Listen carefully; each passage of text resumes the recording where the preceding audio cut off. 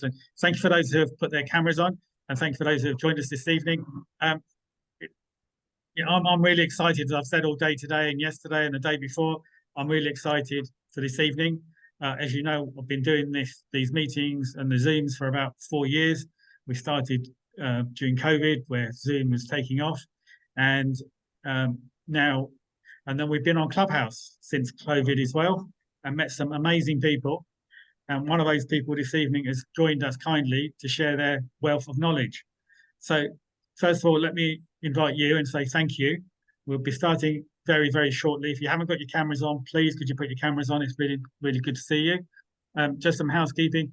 If you need to ask any questions, please could you put them in the chat, because we want to give our speaker as much time as possible actually delivering what they're delivering.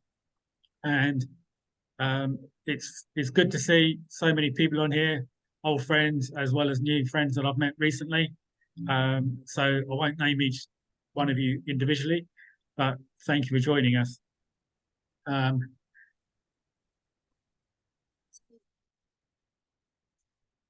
So I'll just make sure that our speaker is here.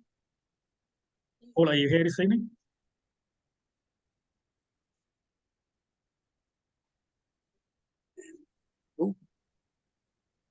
Here I am. There we are. And I've heard this voice for the last 3-4 years, as I said, either on Clubhouse or I've had conversations that with our speaker on the phone, but I've never actually seen him in person and never met him in person. But honestly, I can say that I've heard this gentleman's voice in my head, questioning certain things that I've been doing for the past 3 decades. So as many of you know, and I've said this so many times, that I'm a buy and hold investor, and buy and hold is my thing. And the whole idea is to then create generational wealth. And many of you have heard me speak about generational wealth, about, you know, how my overall objective is to create wealth today, that it's not for me, that we're leaving for future generations. All that gets challenged when you meet somebody that has a maybe different perspective on life, and that's good to be able to question those things. So, those of you who don't know, our speaker this evening is a Scottish business owner, angel investor, business consultant, speaker, property developer, and in addition to all that, a co-author of a book regarding property business planning, Unpacking Your Property Business Plan. Now, that is an excellent book, which I'll cover a bit later. Established first business at the age of 15, and then was transporting or exporting parts across the world at the age of 20. So lots of business knowledge to start with, got involved in the property industry, and you'll see this evening about past, but also what is most important, and this is the key, and for me it's always the key. Not what did you do yesterday, but what are you doing today? Not what did you do previously, because anybody can share stories that they did 10 years ago, and I've come across trainers and they said, we were doing this. That's okay, but what are you doing in the current market, and how does that work? So Paul has been involved with many developments across the years, built up debt-free portfolio of commercial as well as residential properties.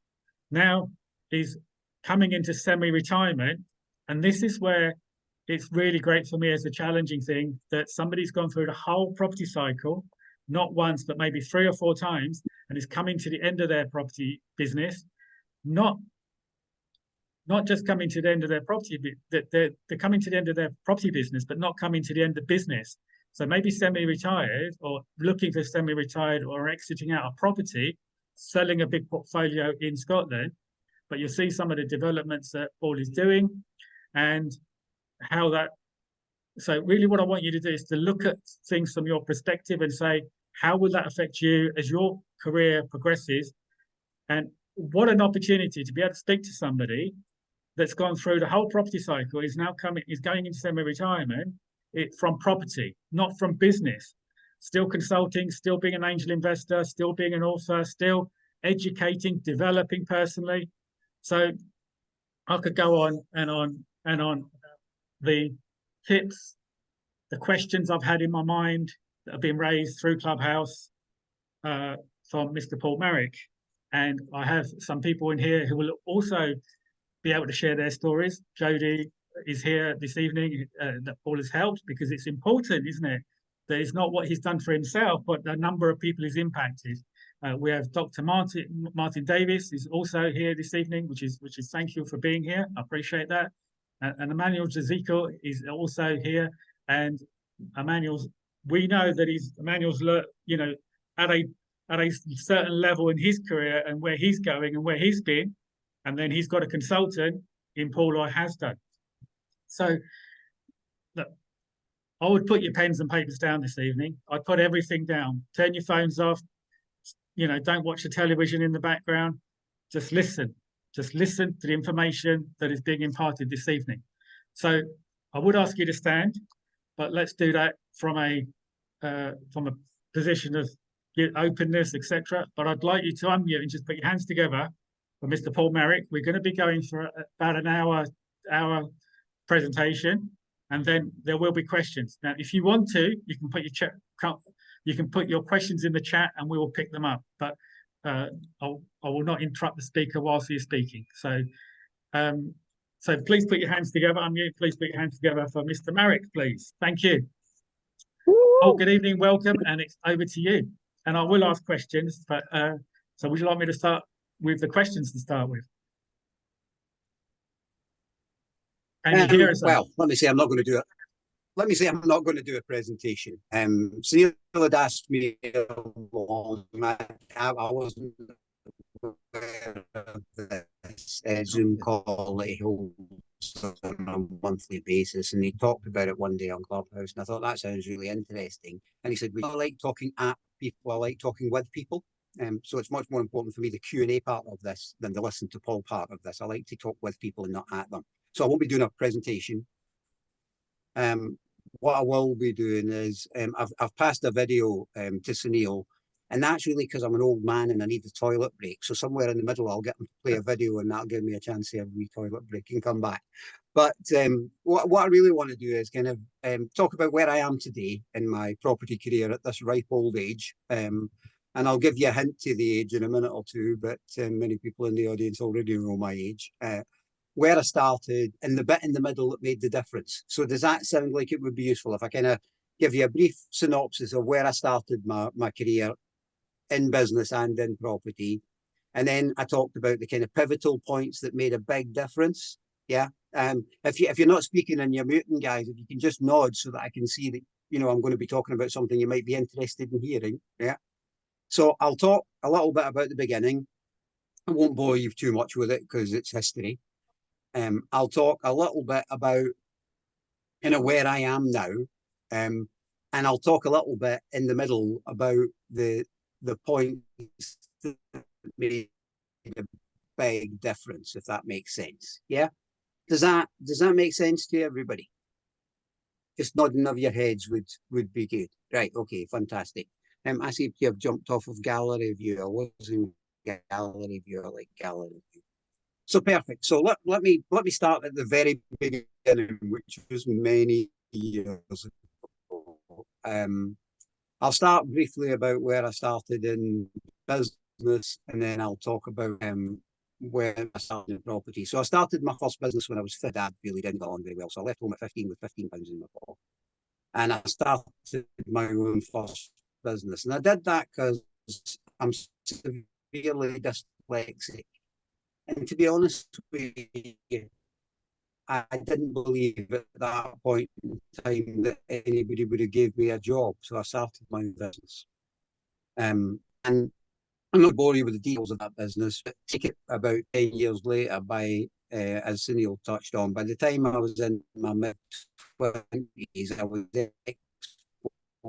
vehicle components around successful business. But I always had this plan decades ago. I decided that I would get involved in the property industry, and I decided that I would. Paul, I'd just like to say, sorry, Paul. Sorry, Paul. And I didn't really want to do the kind of. Sorry, Paul. I'm missing every other word. I think if you could turn your camera off, I think the broadband will allow you to, or the audio will come through, because I don't know if anybody else is finding that you're missing words. Yeah. Yeah, great. So if we, I think it may help if there's no camera and you just then you're able to focus on the audio.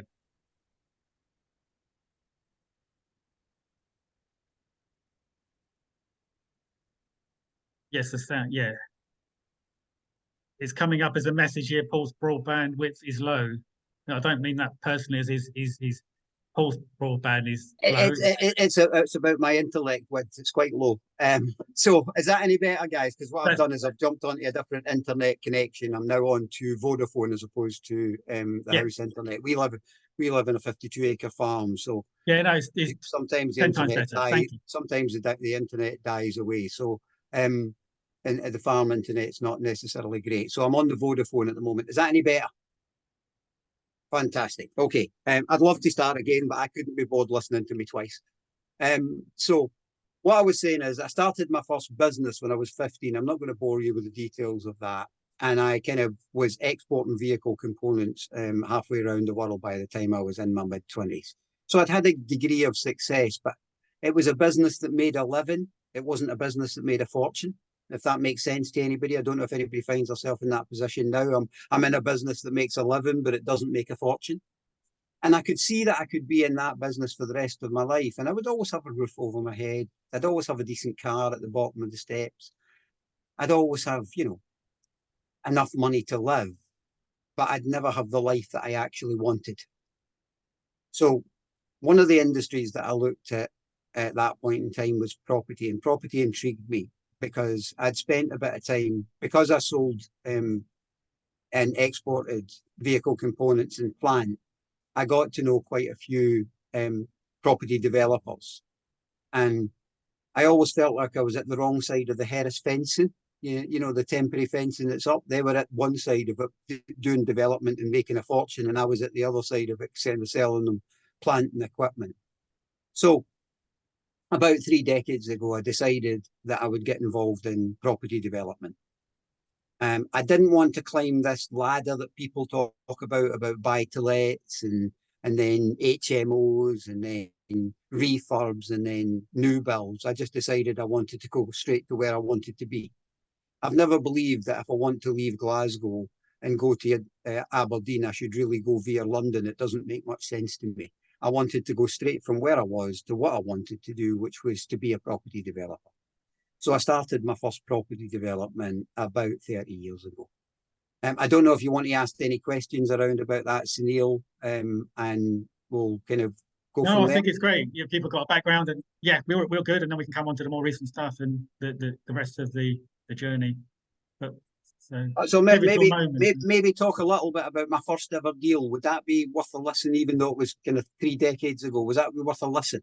Absolutely, because I think it's, for me, I always say this, that the first deal is the most important because it gets you onto a journey. So yeah, absolutely. And I've got lots of thumbs up from people as well. So thank you.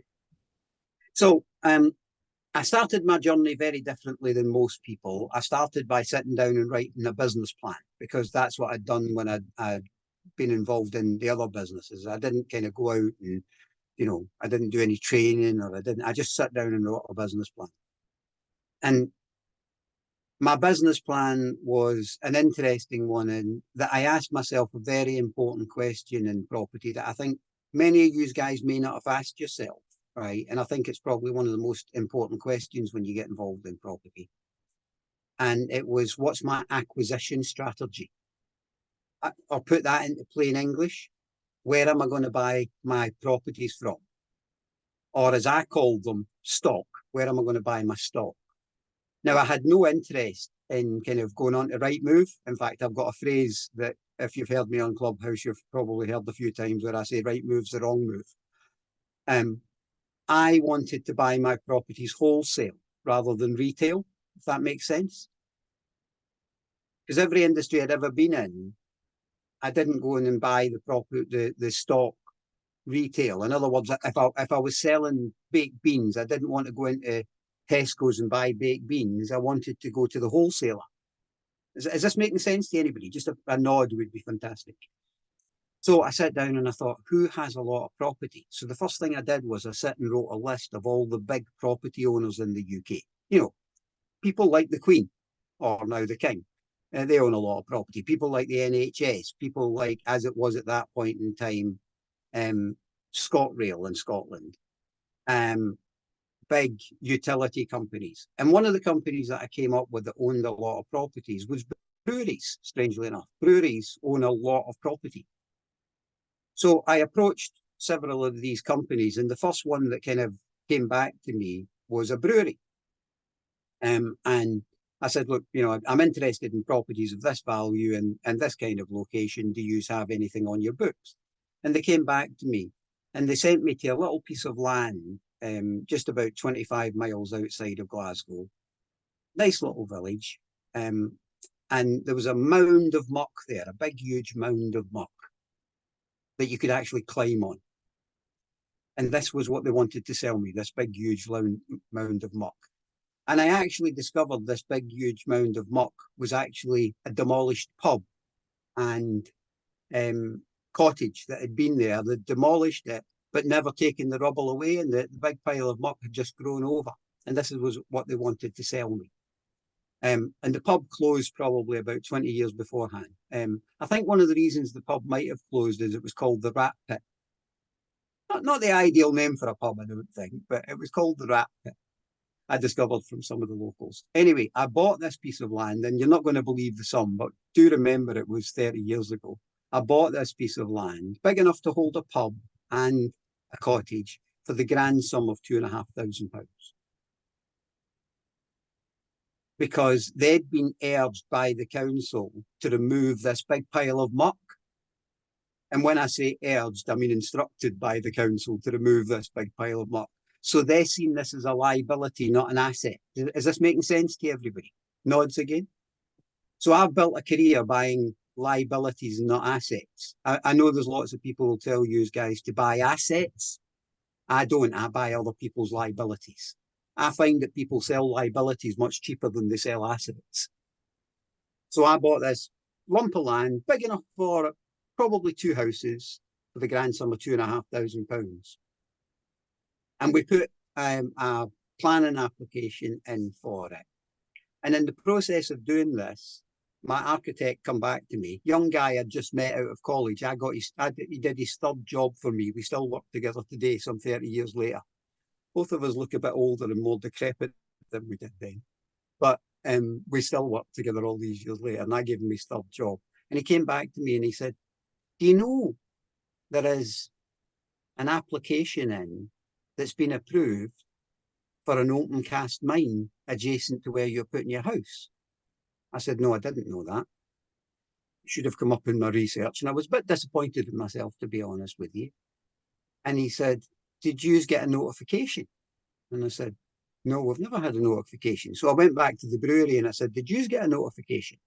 And they said, no, we never got a notification. So I don't know what you know about planning, but you must notify your nearest neighbours in order to get a planning approval. Everybody understand that? Yeah? Mm-hmm. And if you don't notify your neighbour, your planning application is invalid, whether it succeeded or whether it failed. So this was a big international company that I'm not going to mention the name of, that owned acres and acres and acres of land there and in other places. Big PLC. And they'd put this application in for an open cast mine that was literally worth millions of pounds. It was going to last for 5 years, and then it was going to be filled back in again, and then it was going to become greenbelt land again. And they'd missed little old me with my little stretch of land that I could build 2 houses on. So we approached them and we said to them, your application's invalid. And they said, no, it isn't. And then they went away and looked at it and they come back and they said, what do you want to support our application? So I won't bore you because we've not got all night, but I could, right? After much negotiation with a chap who flew all the way in from London to meet little old me on my first ever property deal, we agreed that they would pay me multiple times what I had paid for the property, multiple times, every year for 5 years. They would clear the site. They would grout fill the site, which means if there's any undermining, they fill it up with concrete, which is an endless bill. And that they would support any planning application that I put forward. And that was my first ever deal. And I thought, I like this property thing. This is a good business. I like this.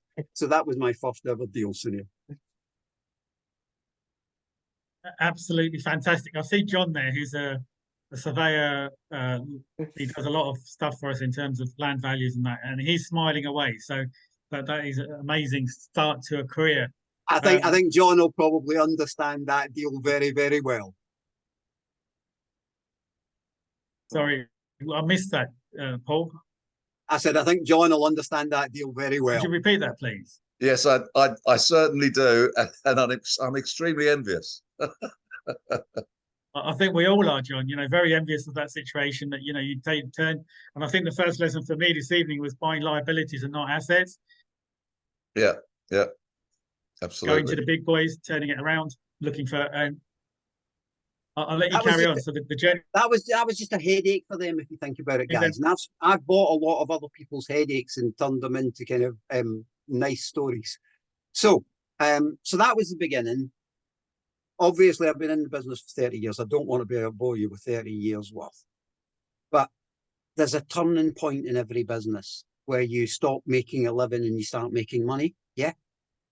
And I don't know how many people are sitting here tonight and want to get to that turning point, or how many people have already got there, right? But there is a turning point, believe me, right? And I'm not going to say I'm not going to call myself a successful person, but anybody who's had a degree of success has had a turning point.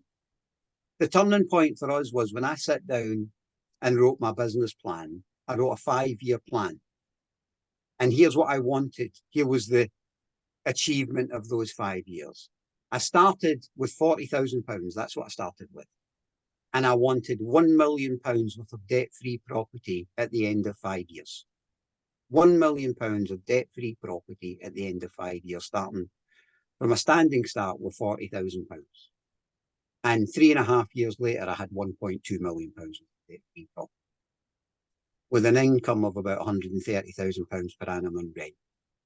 And that 3.5 years later, when I had those things, that was the turning point of taking what was a potentially making a living into having a real business.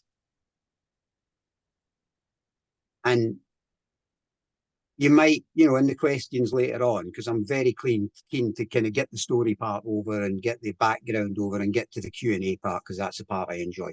Right? I enjoy talking to people. I enjoy being put under the spotlight and ask me any question you like. If it's none of your business, I'll tell you. And if it's something I want to share with you, I will. Either or. But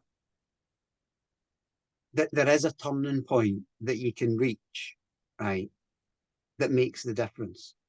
And somebody asked me fairly recently, what do you think did that, Paul? What do you think? Do you think it was your communication skills? Do you think it was your negotiation skills? Do you think it was your ability to kind of sniff out a deal? Do you think it was your sales ability? And I said, no. The difference, what took £40,000 and made it £1.2 million worth of debt-free property and over £100,000 per annum. Here's what made the difference. I could write a business plan and I could implement what I'd written. Because I've met so many people who can't be bothered writing a business plan, and I've met people who write a business plan and then don't implement it. And what took me from £40,000 to 1.2 million and now multiple £1 million worth of debt-free properties is the ability to write business plans and implement them and understand the business model behind them. Because I found myself fairly recently on Clubhouse talking to somebody, and they said, I actually invited them along tonight, but I don't see them here. A chap called Garfield. And he spent some time discussing with me that every business doesn't necessarily need a business plan. And I said to him, Garfield, every business has a business plan and every business has a business model. The only difference is that some people know what their plan is and some people know what their model is, and some people are just in the dark. And it was climbing out of the dark for me, that ability to be able to write down exactly where I was going, how I was going to do it, things like an acquisition strategy, and implement it That's what took £40,000 to 1.2 million. And then from there, I'm not going to say it was easy, but it was a damn sight easier. I'll hand back to you, Sunil. So in terms of questions, I'm sure people are thinking about what skills you sort of say, is it the opportunity to be able to see the opportunity? Is it vision? And what are the skills that people do you feel that need in today's market? I think to be a successful developer. I think a success. Sorry, go on, you go. No, please, to be a successful developer. But I know that we've had conversations about property, people in property and people in business, which are two different things. Yes, I think there's a property mindset and a business mindset, and I've never had a property mindset. Property to me is just a product. If I sold baked beans, it would be no different. I have no emotional connection. Me and Martin Davis, who's one of our business partners. Say hello, Martin. Martin, it's interesting. I've been in property much longer than Martin, but Martin has a love for property and a belief in property that I don't have. It's almost a holy grail to him. To me, it's just a product. I would quite happily sell baked beans or £1 million house. I don't care. It's just a product. So I have a business mindset. You get people who are in property who do business, and you get people who are in business who do property. Does that make sense? I'll say that again. You get people in property who do business, but really they're property people. And I would argue that Sunil might be one of these. They're property people who happen to do business. I'm a business person who happens to do property. I also am involved in several other businesses as well now as an angel investor and as a consultant. So that point was where things changed.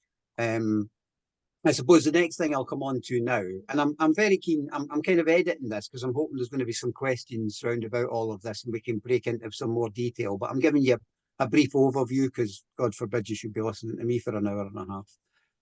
Even I don't want to do that. So kind of where I am now after that kind of turning point and doing several big developments, etc. So where my life is now is quite interesting. I'm semi-retired. I went into semi-retirement in my early 50s. I worked as a business consultant. I used to work for large PLCs like Carillion and Tesco's and regeneration agencies and councils and things as a business consultant, which I do occasionally now. But I've also now in the last kind of 12, 14 months, I've kind of went from really big companies to small companies and individuals and working as a consultant with them because it's much more fun. It's not nearly as profitable, but it's much more fun because when you're part of a big organization like Tesco's as a consultant, you're a little cog in a very big machine. And you can see that you've had an influence. I'm at that point in life where I want to see I've had an influence or know I've had an influence on a business growing. So when you look at something like I was involved in Tesco's bringing in optics, and when you look at that, you go, I was a wee bit of that. But when you work with a small business, and there's a couple of people in the audience who are actually I consult to, you can see that you make a big difference in a small business. Does that make sense to anybody? Instead of making a small difference in a big business, what I do now, mate, is make a big difference in small businesses. I love that. It doesn't pay nearly as well, but at my age, that's not as important as it could be. I'm still involved in property. A couple of things we've got going on at the moment. I'm involved right now, this week, as in this morning, involved in the new property sector that I'm finding exciting and very interesting, which is renewable energy. In particular, we're doing a 50 megawatt, which is quite big, battery storage facility on one of my sites. And that's amazingly exciting and amazingly profitable. And from a profit point of view, it reminds me of what development was 30 years ago. you know, because development profits, as John can probably tell you, because he looks like he's been around for a wee while, no disrespect intended, have shrunk and shrunk and shrunk. Whereas this new, you know, this new thing like battery storage and wind power, etc., and solar, the profit margins in them are back to the profit margins I had in the early days. So that's really exciting. Doing a large commercial development. I did send Sunil over a video of that. I seem to have lost Sunil off my screen, but maybe he'll show the video of that at some point in time, and I'll talk a little bit about that. Literally what's happening this week, because I like talking about kind of now. I don't really like talking about my history, to be honest with you. That's kind of glory days. A lot of old men that I know, and I'm an old man, but a lot of old men that I know spend their life talking about what they did 20 years ago. I kind of like to talk about what I'm doing now. And it keeps me young, or younger. So right now, this week, what I've worked on is last Monday, no, 2 Mondays ago, we shook hands on a really interesting deal where we've sold a site of ours that we own outright that currently produces about £150,000, or around about £150,000 per annum in rent. We've just sold that with a clawback deal for development for 180 flats on it. And that's a really interesting deal if you want me to break it down and how it works. We've sold an industrial unit that's going to be repurposed for a different form of industrial with a clawback and at discount prices. Both of those were sold at discount prices because of the clawback. Quite interesting deals. We're working on the battery storage stuff, and I picked up a new client this week for the business consultancy. So not bad for an old semi-retired bloke for a week. that's been this week. Yeah, no, you seem really busy still, as always, and finding time, and we appreciate your time this evening.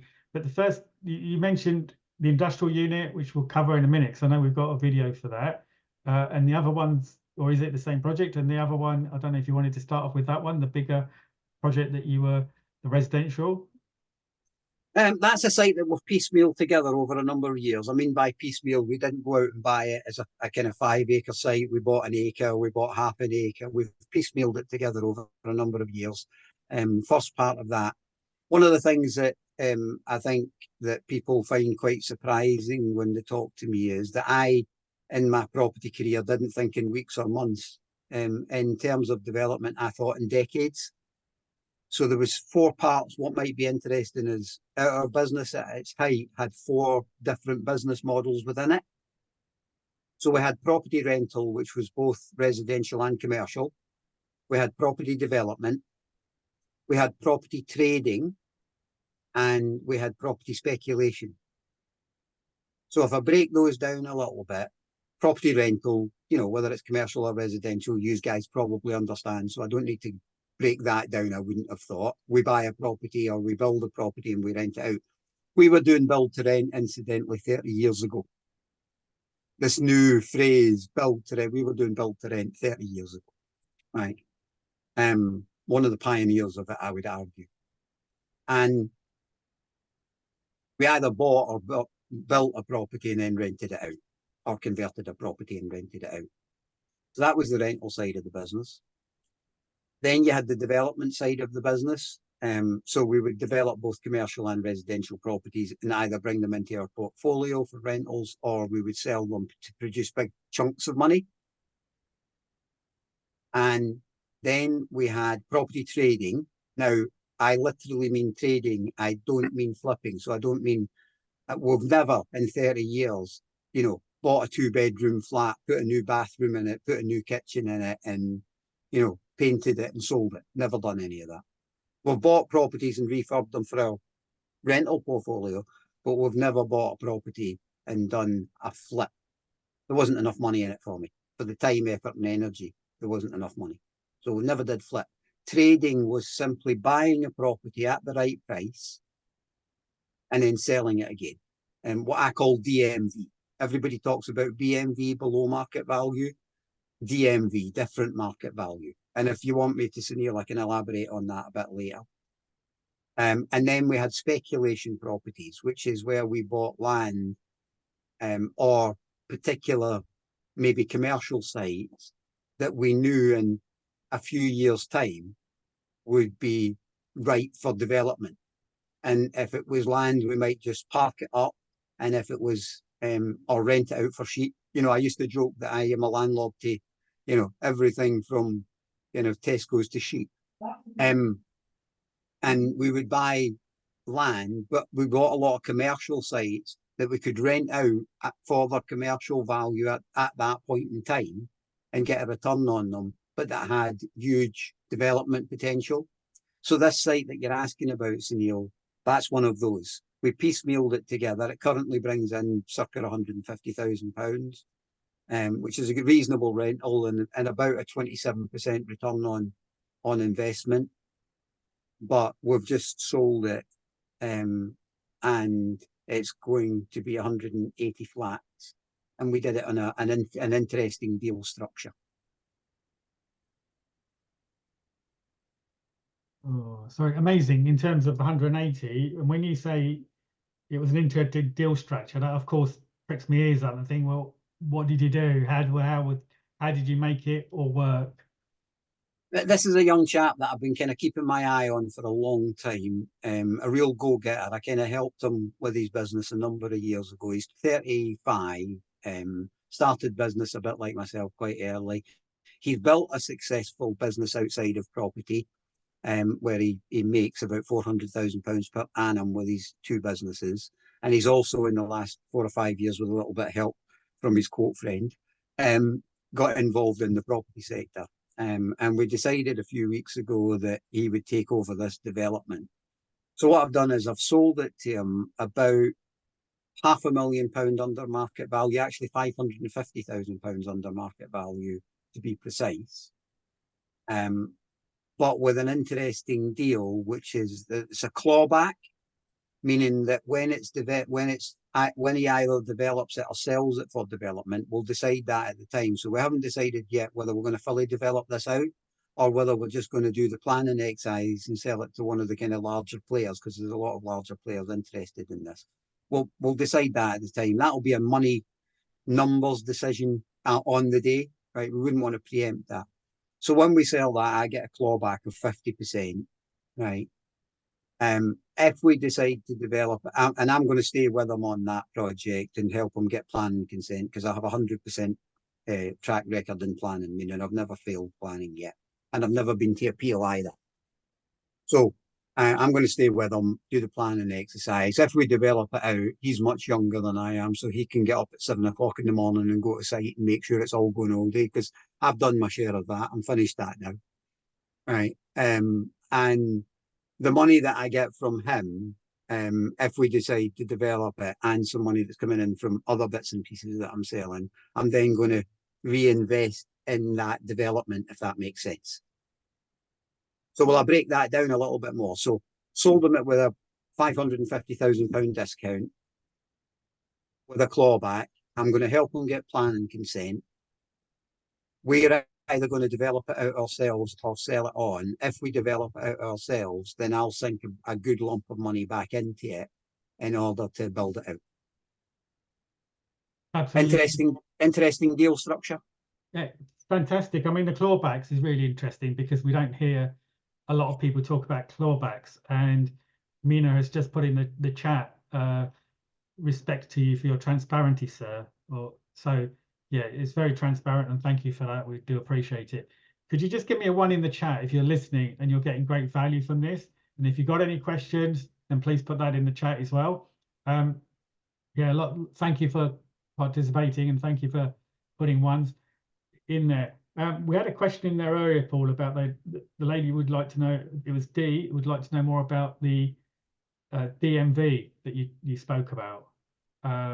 So if you could spend a few... So people talk about below market value. You must have heard this expression, below market value, yeah? And finding properties below market value, I think, is a lot of hard work for little money, to be honest with you, and you can spend your life trying to look for them. But let's talk about different market value as opposed to below market value, DMV. And if you've never heard that expression before, that's because I made it up. Different market value. So I'm going to give you a non-property analogy, right? Like most people, like most men, I like cars and watches, right? I'm very boring. I'm very predictable. I like cars and watches. And if I flew out to Dubai today and I bought a Rolex watch, right, then I would buy that without the 20% VAT that's on it in the UK. Is this making sense to everybody? Right. So say it was a £30,000 watch, right, in the UK, it would be £30,000 minus 20% because there'd be no VAT on it. Right. Now, have I bought that watch in Dubai below market value? Is it below market value in Dubai? Yes or no? Sunil, is it below market value in Dubai? No, I don't think so, because it's the value that's there is you're gaining on the VAT part. And then if I fly back over to the UK and I sell that watch in the UK, right, and it's a rare watch and you can't buy them, I'll get the 30%. I'll get market value for it. So I never bought it below market value. I just bought it in a different market. Is this making sense to everybody as an analogy? Right. So what I've spent my career doing is buying out in a different market. Right. So, you know, I've bought properties from the MOD, Ministry of Defence. Right. Now, how many times have you went onto Rightmove and seen a property from the Ministry of Defence on Rightmove? Anybody seen one? Because I haven't seen one. So I'm buying that in a different market. Does that make sense? Yeah. Right. Maybe a less populated market. Yes. We've bought numerous properties from Scottish Water, right, and from other kind of, utility companies. When was the last time you went onto Rightmove and seen a property directly from Scottish Water or directly from Thames Water on Rightmove? Has anybody seen one on Rightmove? Right. But what if I buy those properties in that less populated market? Yeah.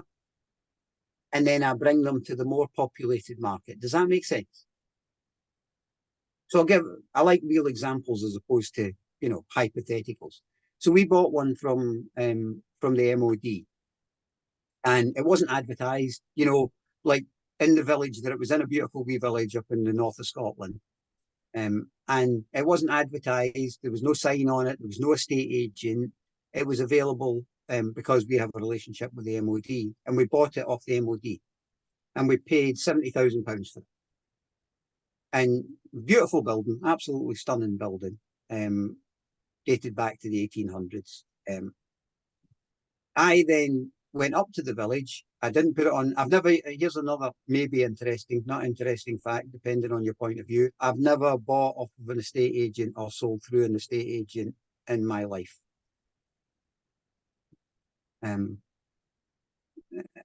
Surveyors and estate agents. Surveyors are like Santa Claus. I don't really believe in them. So I put a sign up outside of it saying property acquired by. Careful, I said. Yeah, You got a surveyor listening to you. Yes. I just don't believe in them, right? I've argued with more surveyors than I have with my wife, and that's saying something. I put a sign up on this property in the village that it was in, and it didn't say for sale, and it wasn't through an estate agent. It just said acquired by our company. Any inquiries welcome. Meaning I was willing at that point for somebody to rent it or buy it or whatever, right? Somebody approached us about buying it to turn it into two houses, split it into two houses. They went away and got a surveyor. And the surveyor valued it at £110,000. Remember, we paid 70 for it. Yeah, is everybody keeping up with this? Are we doing all right with my Scottish accent? Are we just about? Because I can get Sunil to translate if we need him to. I mean, so the surveyor come back and said £110,000. The people approached me and said, "Would you take £110,000 for it?" And given that I'd paid 70 for it, and never even swept the floor or switched the lights on, I thought that was a reasonable uplift. That's a trade. That's a property trade. I just wanted to tell that story to. That's not a it's not a flip. It's a trade. I bought it, but see how I bought it. I bought it in a different market, and then I brought it to the market that it was going to be more popular in. And people have asked me. I've told that story before, and people have said, "What would have happened if you'd have put it on Rightmove?" I said, "I'd probably got more for it." Well, why didn't you do that? I said, "Because by that time I'd moved on to the next deal." And here's something that I've learned in my 30 years in property, and maybe I've learned it in my 45 years in business as well. Always leave some meat on the bone for the next man. Don't try and take every penny out of every deal, because that man will come back. If they've had a good experience, have you any idea how many times I have sold properties to the same people? Because if you leave them profit, how do they feel? Well, let's go and deal with Paul. That last deal we made 10 grand, 20 grand, 30 grand out of.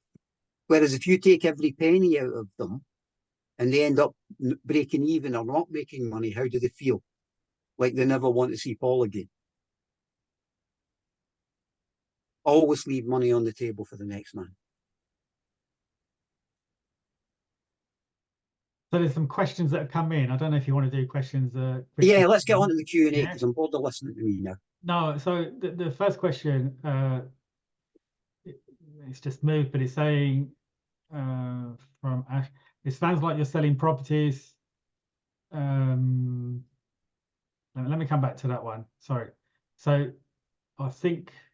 Why don't we have people ask questions? Why don't you open the microphones and let people ask their own questions? Yeah, that'd be even better. Michael, would Yeah. you like to open up and ask your question, because you had one about business plans?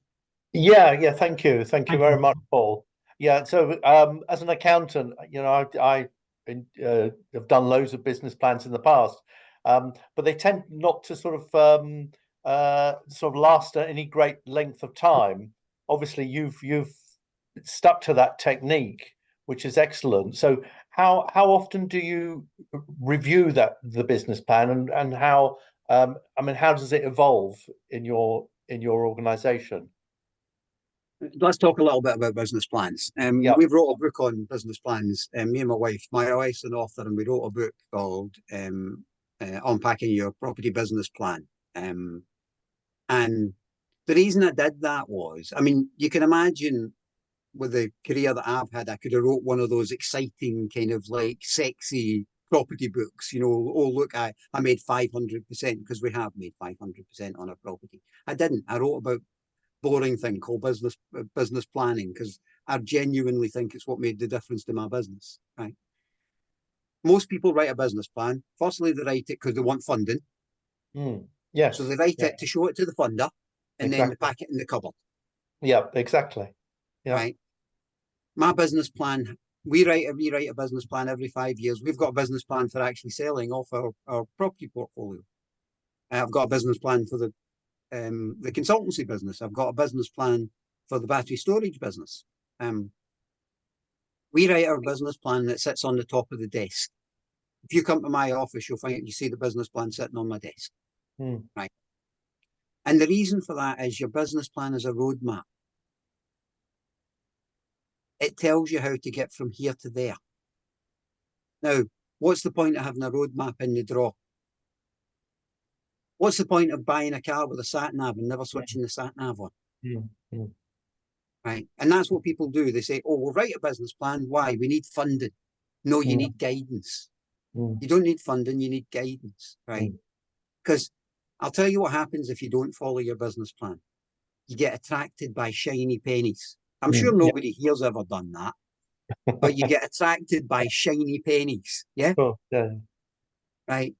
And the amount of people that I've met who don't have business plans, who I can see as a business consultant, are on the motorway and they're moving in the right direction. And suddenly they see this shiny thing over there and they go off onto a B road that quite often turns out to be a dead end.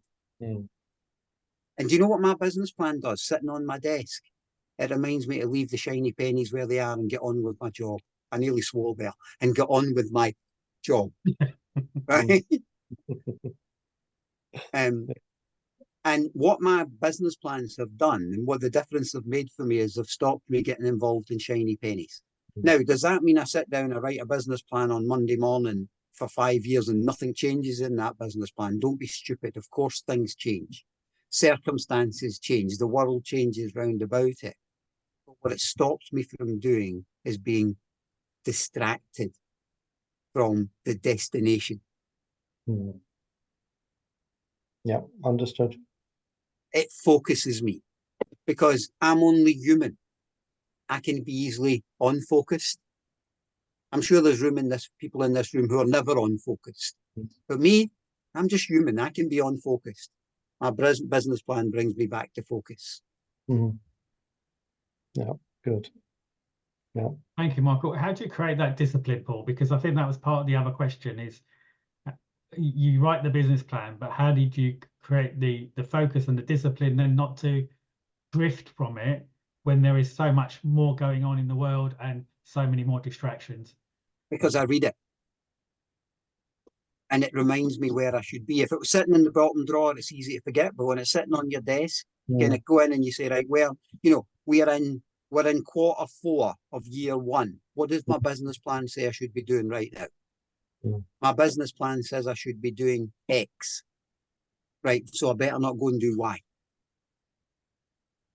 Brilliant. Does that make sense? Yeah, absolutely. And thank you for clarity there. Maria's also asked, Michael, I know you've got another question. I'll come back to that. Maria's also asked a question. So Maria, would you like to unmute?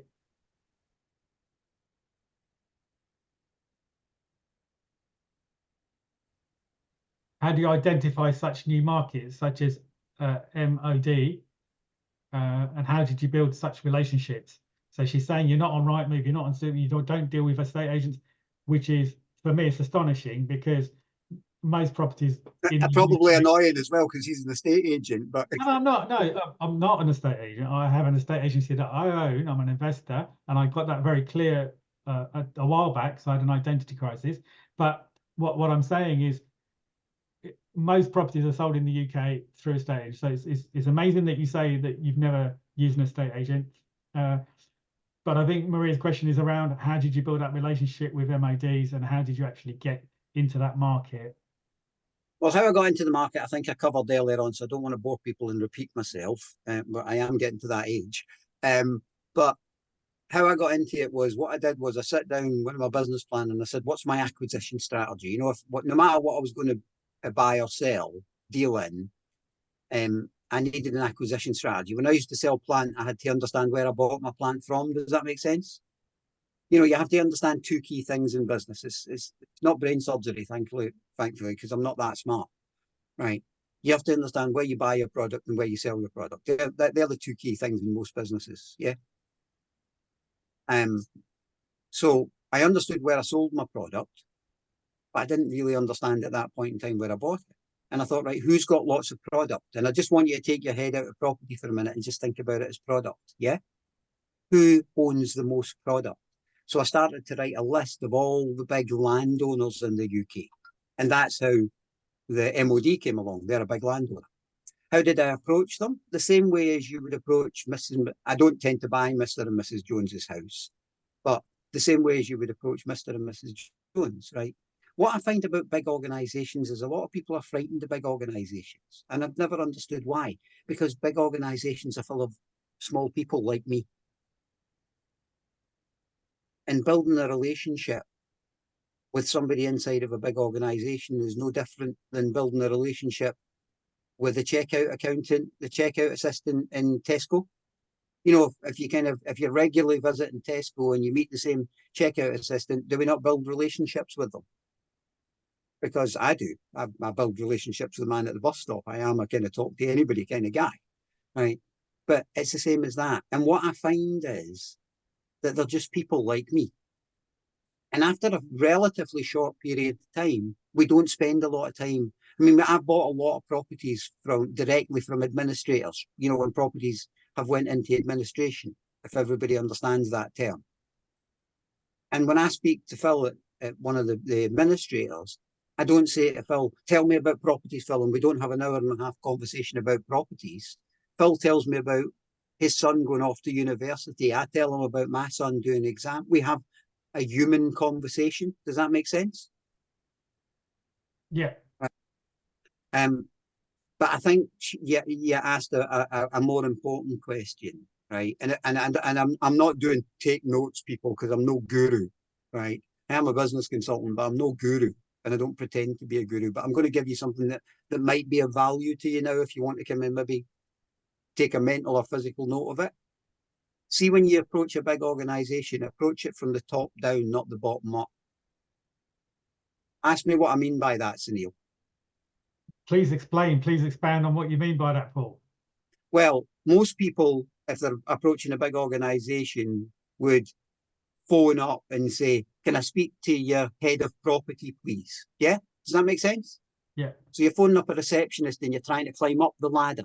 Is everybody making sense of this? Yeah. What we do is, what we've always done is we write to the CEO. And that comes in, and the CEO's secretary looks at it and goes, "I'm not showing the CEO this. This has nothing to do with the CEO. I'll send it down to the estates department." But think about this. Think about it for a minute or two. And maybe if you want to, you can admire the cleverness of it if you want, right? When it comes down from the CEO to the estates department, do you think they instantly contact me? Yeah. Because it wasn't climbing its way up. Who's this Paul Merrick guy and who's this property company? It's coming from the CEO's office saying, "This landed in the CEO's inbox. Can you, Dave, deal with this and contact Mr. Merrick?"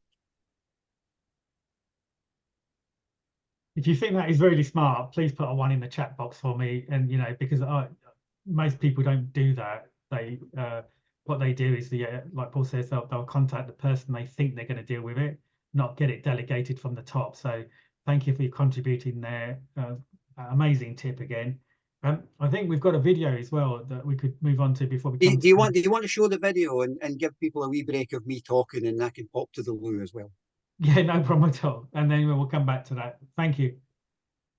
So Paul's got a project that he's been working on where he's pieced land together, and we're just going to show you that to get an idea of what Paul's been doing, and then we'll come back to that. So here we are, and I'm sure it'll play with all the noise.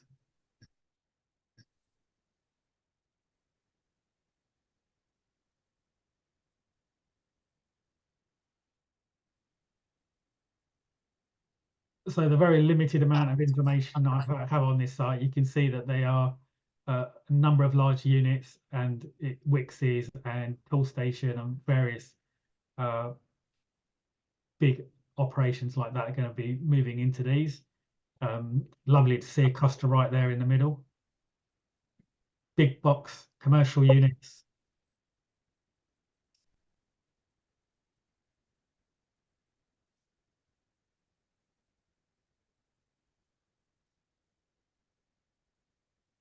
It looks like there's quite a lot of units there.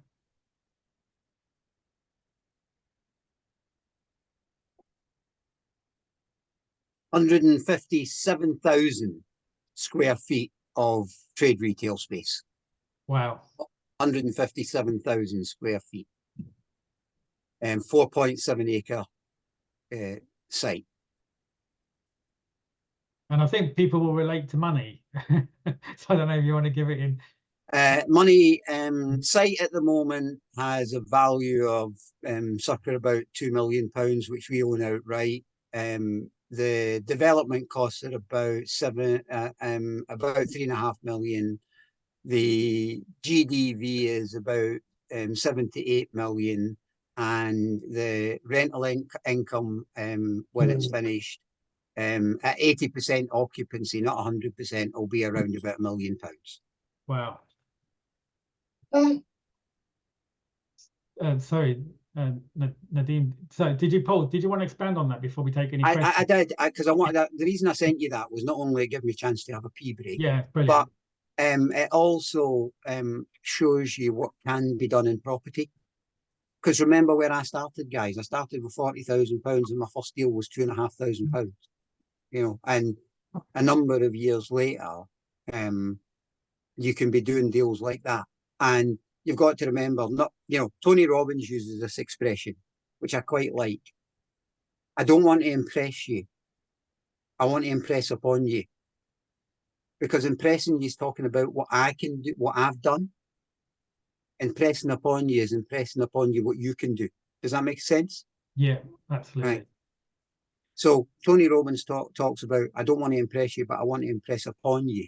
I want to impress upon you that this business is a business where you can take £40,000 and a number of years later be sitting on multiple £1 million worth of debt-free properties and doing developments of that scale, doing developments. And remember, these are simultaneously, these are at the same time, doing developments of a 50 megawatt battery development, which is a £50 million development, doing developments of 180 flats. You know, yeah, I'm doing all of these at the same time, right? And that all started from a very humble beginning. And I left school at 12. I never went to secondary at all. I'm severely dyslexic, and I'm not the brightest guy you've ever met either. I'm hardworking, dedicated, and I do what it says on the tin.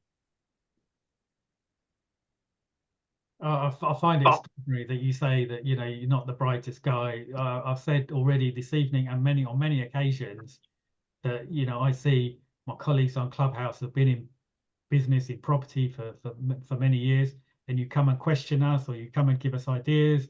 So I wouldn't, you know, we are very grateful that you're here and sharing. We've had lots of comments in the chat box that I'll send you later as well. So yeah, could you expand on that project a little bit more? Because I think from what my recollection is that you pieced the land together, and how did you acquire? No, that isn't.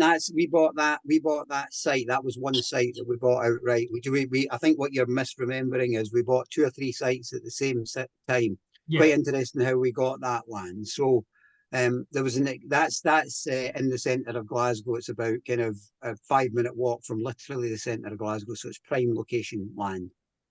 A few years ago in Glasgow, they did an extension of the motorway that runs round the outside of Glasgow called the M74. And what happens is when they're building a big roadway like that, they buy more land than they actually need. They do that for 2 reasons. One, they don't want to find themselves having an engineering problem where they might have to turn left a bit or right a wee bit, and then, you know, your bit of land becomes a ransom strip that stops a multi-million-pound road going ahead. So they buy more than they need. And also they need places to store their equipment while they're building, etc. So this was one of the excess pieces of land, right? Now, this comes back to the kind of playing the long game scenario, right? So they started building it, and I was kind of constantly keeping our eye on the fact that they would eventually, when the site was finished, be excess land that would come back to the market. And this was one of the pieces of land. We bought 3 pieces of land off them simultaneously, different sizes and different scale. So when they were finished and they came to the conclusion they didn't need that land anymore, it came back on the market. Now, again, I'm going to use that phrase, on the market, and I'm going to talk about different market value again. Yeah. Do you think that those pieces of land came onto Rightmove? Does anybody think they were on Rightmove? Right. They were offered or available to a select number of people who would buy that type of thing. Now, it wasn't purely Paul Merrick and Paul Merrick alone, but it was a select number of people. And I kind of earmarked the ones that I wanted to buy and bought them.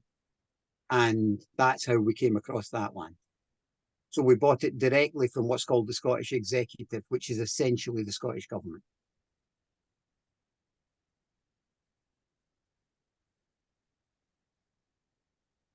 So Neil, your microphone isn't on. Sorry. So you got the land, went into planning, or how did that process take place? Well, actually, no. What we did was we parked that for a period of time because there was a couple of bits of land round about it that belonged to a major kind of player in the property market in the UK, and I wanted to see what they were doing with that adjacent land. So what we did was we just kind of parked that, or as we would call it, put it on ice for a period of time, right? Because I'm in the privileged position we could afford to do that. And then we let them develop out the other land. Now, initially, they got planning consent for a lot of houses, about 350 houses. but they later went back and changed that and turned it into a retail park. So half of it's housing now and half of it's a retail park with people like B&M in it, etc. Right. And then once they did that, we became the only major site in that area that was available. I Right. thought mustard and I was like a fucking rabbit. Sorry about that. So we became the only site. I wasn't sure if that was a criticism. That we became the only site that was available for prime location, and that's when we decided that we'd turn it into a trade retail park. So we've got a full-blown retail park adjacent to it, at the other side of the fence, which is, as I say, is B&M and the big stores, the big box stores, and we're going to be a trade retail park with people like Plumline, and we've already got interest from Plumline, we've got interest from Juicens, we've got interest from a lot of the big players. Absolutely fantastic. Is it okay if we go for questions again? Yeah. So if you've got questions, please unmute yourself. I know, Nadeem, you've been waiting a while, so please unmute yourself, and then we'll go to others as well. Thanks, Anil. Hello, Paul. Thank you very much for a very inspiring talk. Really taking quite a lot away from this. My question is, and you may have already hinted at this, if you were to start all over again, what business would you say would be, what would you look to focus on? What business would you look to focus on? Property has changed so much since you started, and it may not be property, but what would be the business that you would say, okay, this is the business, this is the area that I'm going to focus on, and why? Interesting question. So as Sunil alluded to earlier on, we are in the process of selling up our property portfolio that we have built up. I mean, we've got a debt-free portfolio worth substantial amounts of money that we've built up over 3 decades. Is there still money to be made in property? Yes, because property's a part of many other businesses, if that makes sense. So is the battery storage business really a property business? No. It's a business with property involved in it. Yeah, does that make sense? Right. Yes. If I was coming into the market now, I wouldn't be looking at property as being the core product. I would be looking at property as being an asset in the business, but the business would have something more than property. We started getting out of, I mean, I wrote articles back because I used to write for the YPN magazine, if anybody's aware of the YPN magazine. I sometimes occasionally do. I got to the point I was writing for it every month, and it got to the point I had to think about what I was writing, which got boring. I like to write about what I'm thinking about, if that makes sense. So occasionally the editors come along and ask me if I've got anything I want to add. So I still write for it occasionally. And I wrote an article back in 2014, I think it was, about the build-to-rent sector and how that was going to take over the private rental sector. And it was at that point that I decided I started exiting. So I started exiting our residential portfolio in 2014. And you might say, well, why is it taking you so bloody long, Paul? And the reason for that is that we have had some of our tenants for 20 years, 25 years.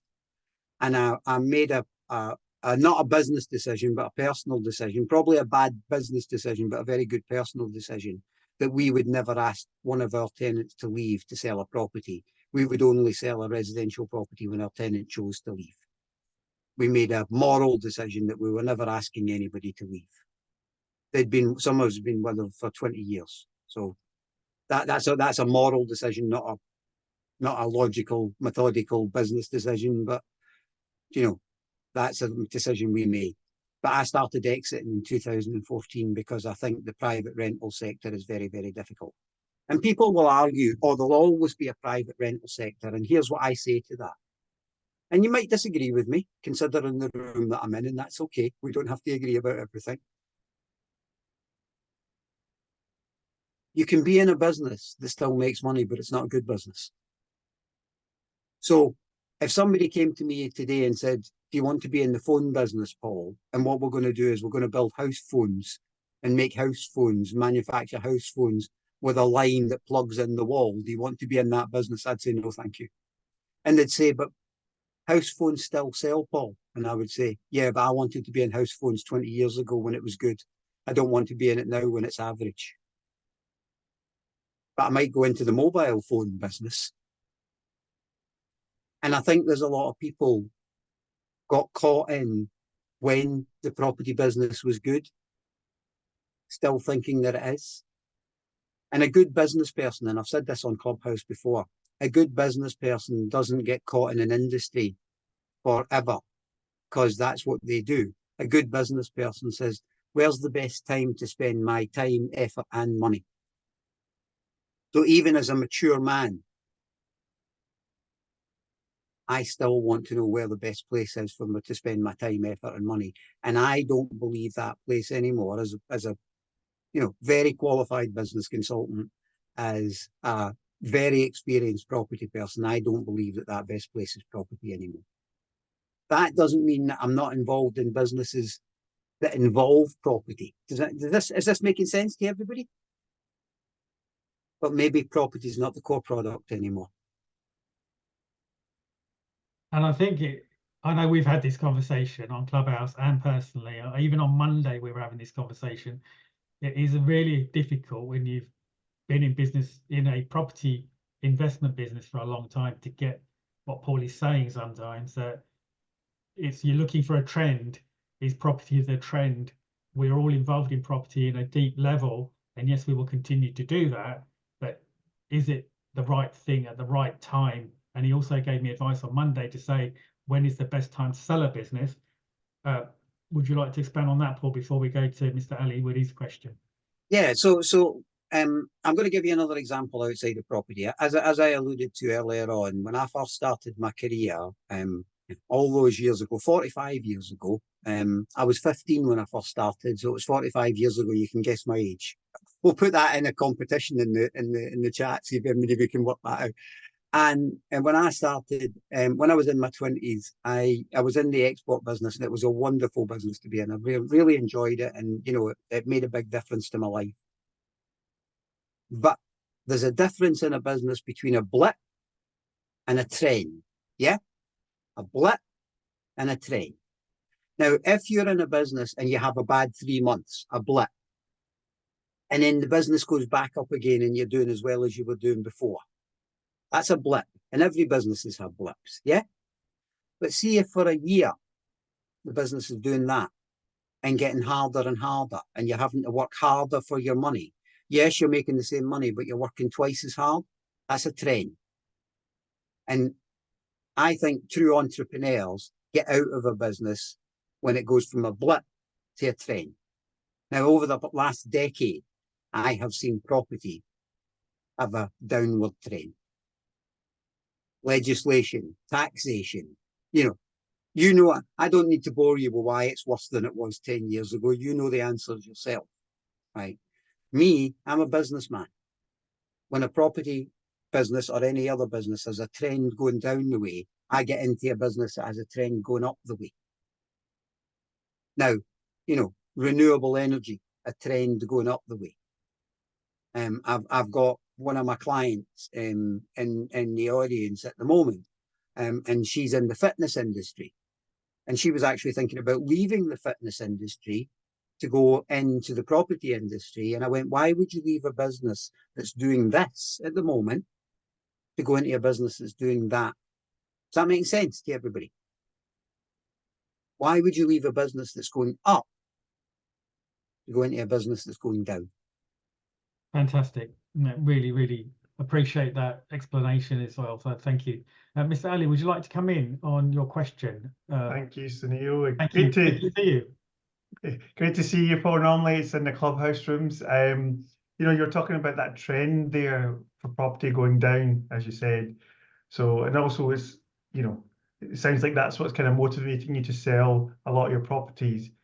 And you're really doing interesting deals off the back of them, with the clawbacks, etc. What I really want to know is, where would you find your properties for sale? If it's not too rude. Where would you find my properties for sale? You wouldn't. I'm very privileged at this point in my life. We have quite a big portfolio, and we've been working through it, selling it off for about, going back to 2014 for the residential stuff and the commercial stuff, about the last 2 or 3 years. And I've never advertised a property yet. I'm very privileged. I can sell to who I like, and I literally mean like, when I like, for as much or as little as I like. Because we don't have any debt on our properties. We own all of them. And what I've done is I have met people along the way. I'll come across people along the way. I worked as a consultant with people along the way. And then I've said, do you want this opportunity? And usually it's below market value. Usually there's some kind of deal involved, some kind of, back end money, front end money and back end money for both of us. I sell to the people that I like. Ashard is the answer to that question. Thank you. Thank you for the question. Thank you for the answer. Fantastic. What's the worst thing that's happened to you, Paul, in terms of your property dealings? In terms of the question is being somebody shafting you, cutting you out of a deal, negating on a handshake agreement?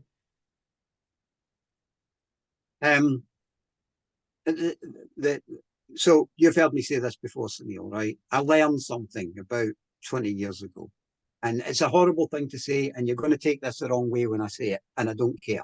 I want you to hear it.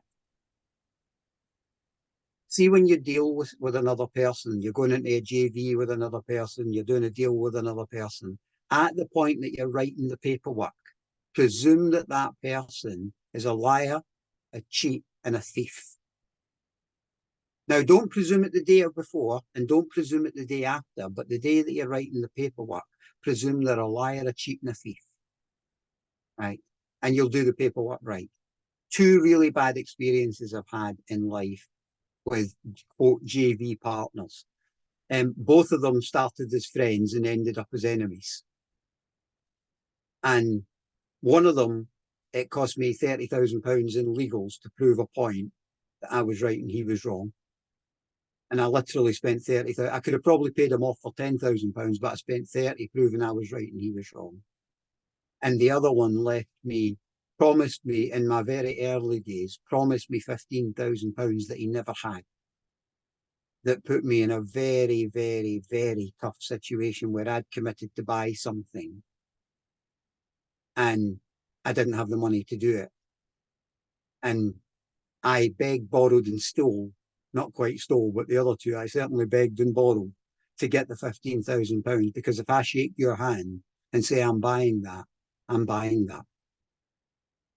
And he nearly cost me a very young but very important to me reputation.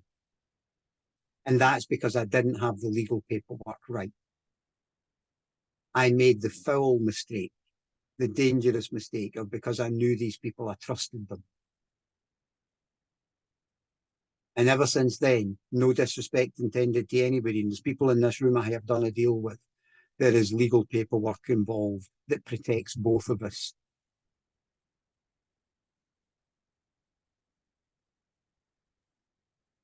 I've heard you say this before, Paul, and I actually stopped and thought, how could you think of somebody of that nature, that they're a cheat, they're a thief, and everything else?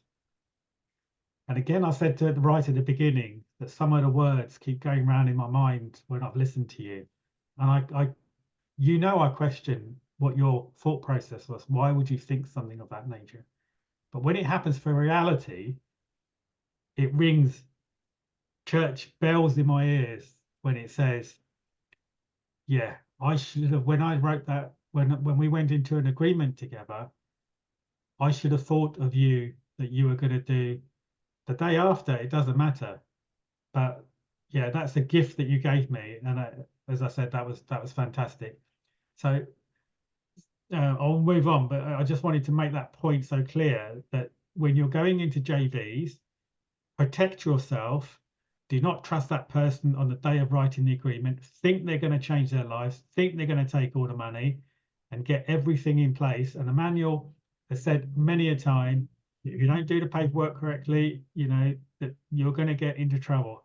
When we started working together, Manuel first will think, this is a solicitor, let's do the paperwork, and that was the key.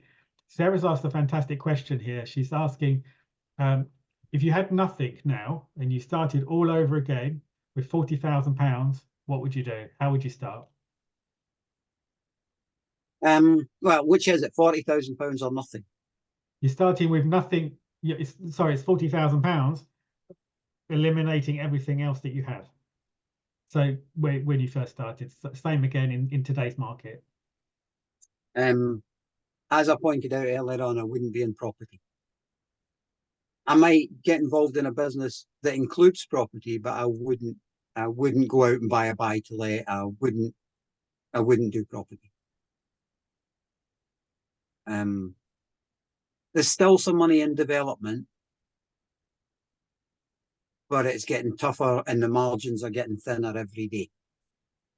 And it's on this trend that I'm talking about earlier on. So if I was going out to start a new business, it wouldn't be property.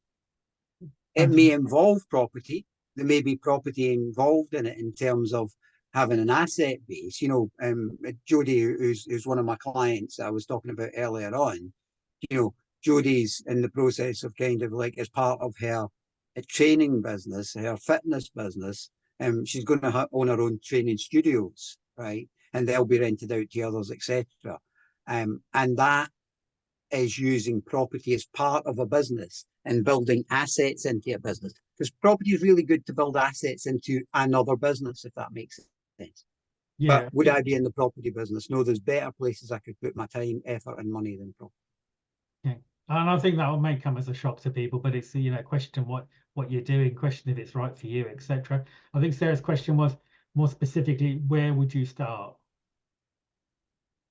In business. I think so, yeah. But she's probably in property, so you can feel free to unmute yourself, Sarah.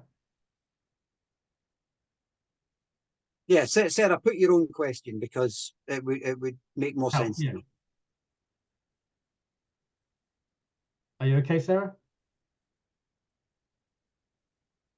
Yeah, maybe she's not been able to, but we can come back to that one in a little while if she wants to. So where would I start in business? This is going to sound very biased, but when I was quite young in business, before I could afford it, if you like, right, I took on a business consultant, and it was at a point when my business arguably couldn't afford a business consultant. And I remember one of my friends saying, "Can you afford to have a business consultant?" I said, "I can't afford not to."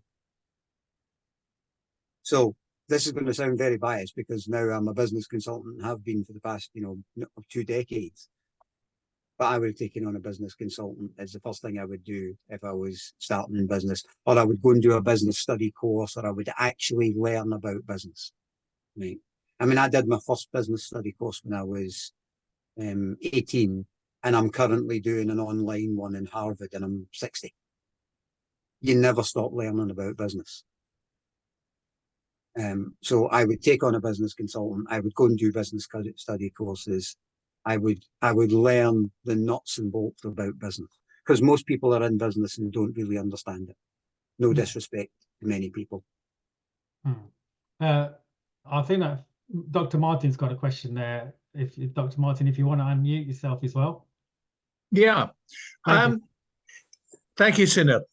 I've been involved with Paul for a number of years, a large number of years, and I've been involved with some of the deals that he's talked about. But what I find fascinating is how much time and effort he puts into consultancy, actually being a consultant for other people. And there are a number of people in the room who he has and is helping. And I'd just like Paul to just, why do you do that, Paul? I'm old, Martin. Right? No, not as old as me. Yes, but there's a lot of truth in that, right? You know, I've been in business for 45 years. I've spent a lot of time studying business. And at a point in my life, I was a consultant, as I pointed out, for large PLCs, which is amazingly rewarding, incidentally, people. I mean, financially, I was not quite, but I was almost embarrassed to take the check occasionally. Not quite, but almost embarrassed to take the check. But you don't feel like anybody in that corporate environment really cares or really listens or that you're passing anything on. When you work with smaller businesses and you know, small kind of entrepreneurs and solopreneurs, you can actually see that they're taking on some of that stuff that you've taken 40 years to learn, and you can help them jump big leaps, if that makes sense, right? And while that's not amazingly financially rewarding in comparison with working with some of the PLCs, or in comparison to doing something like the battery storage, it's emotionally rewarding. And I think when the roof's over your head and the car's at the bottom of the steps, and you've figured out the financial stuff in life to an extent that you're happy, whatever that is for you. I know some people never get happy, but I'm not really a very materialistic person. So, you know, when you figure that out, you want to do stuff that makes you emotionally happy. And that's what the consultancy brings, Mark. It makes me emotionally happy. It makes me feel like I didn't spend 40 years learning this stuff for it to just disappear when I do. Thank you. Really appreciate that. I know Jodie's online. You've mentioned Jodie a couple of times, and you know she's a big advocate of what you do. And I don't know if she's still there, if she's able to come online. And I know Emmanuel's here as well. So if you wanted to come online, because they both worked with you more recently, happy to do that.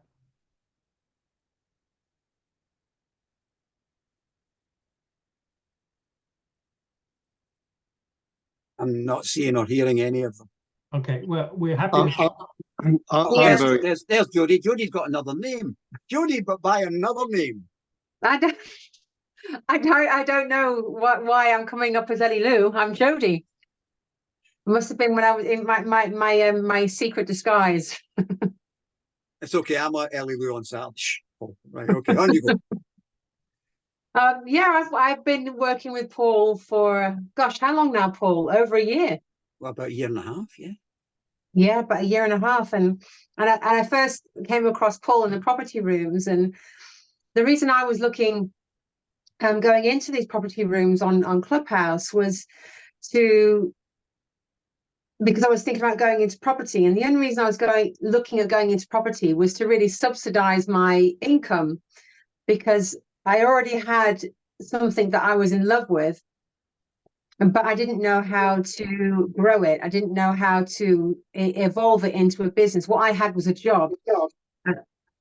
I had a company with, you know, called Something Limited, and thinking I had a business. I didn't have a business. I had a job. I went to work. I did what I did, and I got paid.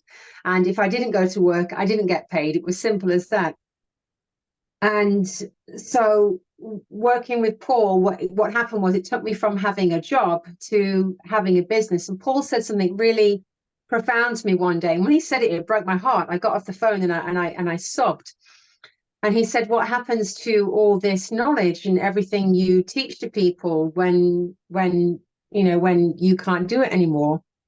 And I had to answer him and say, sadly, it dies with me. There's no record of it. And I had that's when we talked about me not having any exit strategy.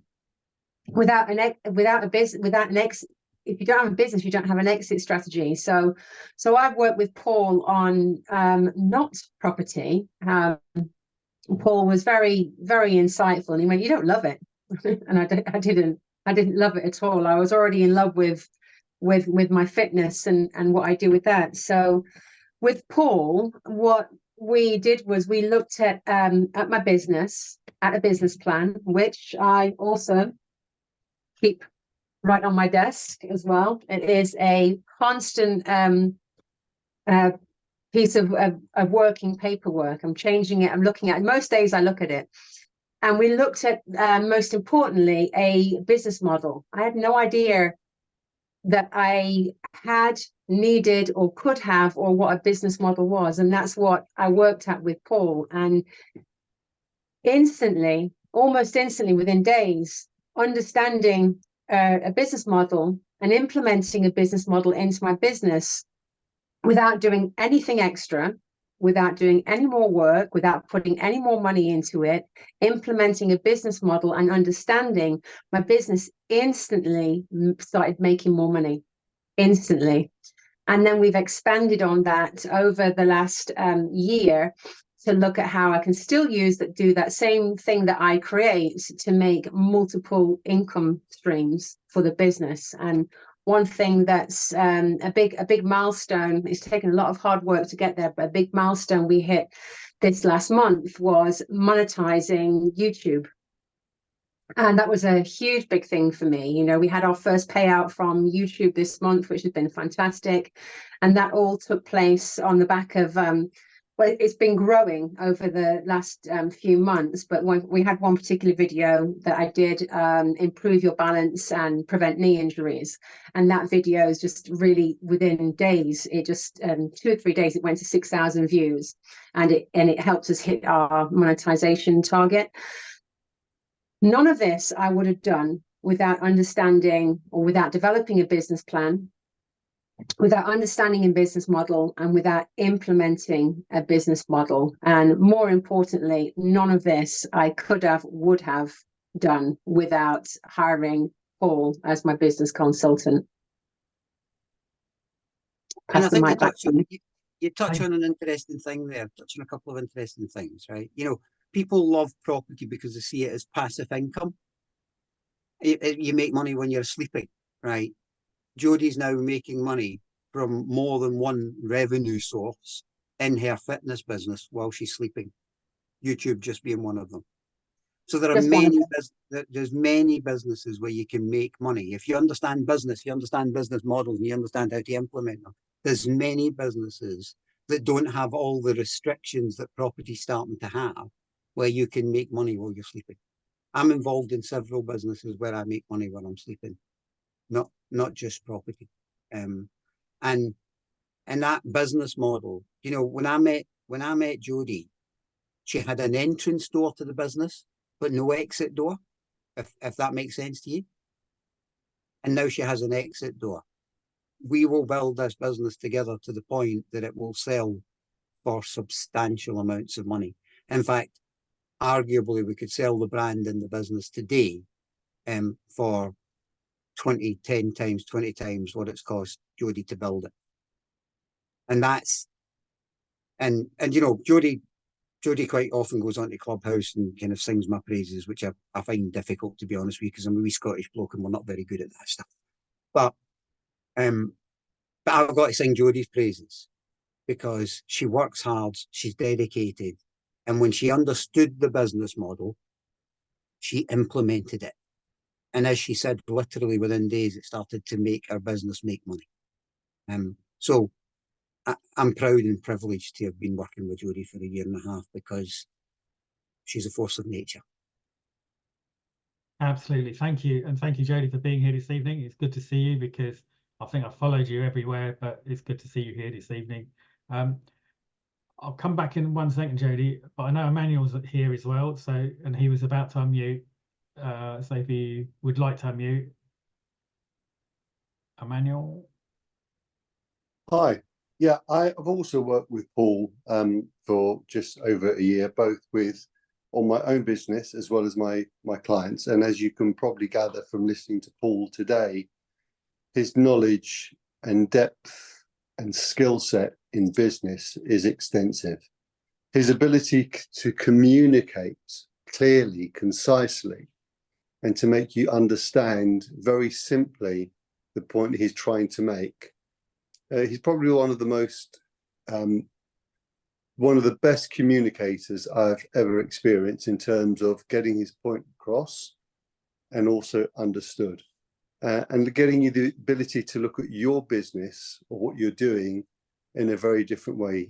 The way that he positions questions, the way he gets you to respond. And I think just listening to how he's looked at his different business, most of us really, when we started in property, didn't really think of it as a business, where he started off with the business model in mind.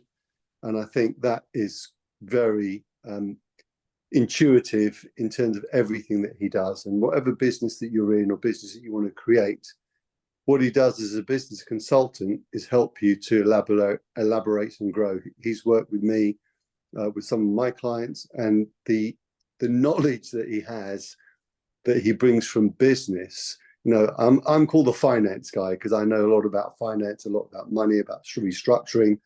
But Paul really is the business guy in terms of looking at what you do and how you do it and make it better. And Jodie's a prime example. There's other people on the platform here, including Martin Davis, who's extremely knowledgeable, experienced, and even somebody at that level where he's worked in huge companies will tell you the ability to communicate in the way that he does is probably second to none. So if you want somebody to help you in your business grow, understand it, he is certainly, even with his Scottish accent, which is sometimes hard to understand or very direct, he really is one of those guys that really can help you in your business. Thank you, Emmanuel. Thank you for being here. Can I just pick up on the communication point? I've spent a lot of time kind of studying communication, verbal, you know, all the aspects of communication, and trained with some of the best people in the world. And one of the best things that I ever heard about communication is stuck with me. Somebody who's trying to impress you tries to make a simple thing sound very complicated. Yes? And you might have seen this sometimes in that kind of world of training, etc. People try to make a simple thing sound very, very complicated. And a really good communicator makes complicated things very simple. And I wake up every morning as a communicator in my business, in my life, with my son, with my wife. And I think, how can I make these complicated aspects of life, business, you know, career, how can I make them simple? How can I communicate it in a way that's easy to understand and, more importantly, easy to relate to? And if Sunil kind of phones me at the end of tonight and says, how do you think it went, Paul? Or how do you think it's going? If he texts me just now and said, how do you think it's going? I'd say, I hope I've been easy to follow and easy to understand. And while I've talked about some fairly complicated and different strategies and models, I hope I've put them across in a way that anybody could understand them. Whether there's a 12-year-old in the room or a 90-year-old in the room, they could understand them. Because I think that's the job of a communicator, is to make complicated things really simple. Fantastic. So following on from that, we're going to be closing in about 5 minutes. So if you've got any questions, this is the time to raise your hand or unmute and ask, because you'll miss the opportunity.